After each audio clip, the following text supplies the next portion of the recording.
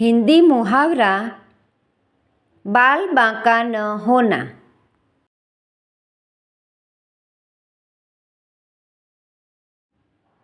बाल बांका न होना अर्थ जरा भी नुकसान न होना।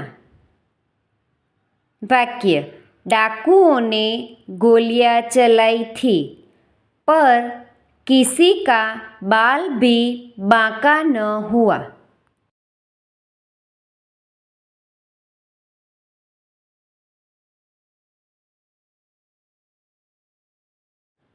Thank you friends. Please like, share and subscribe.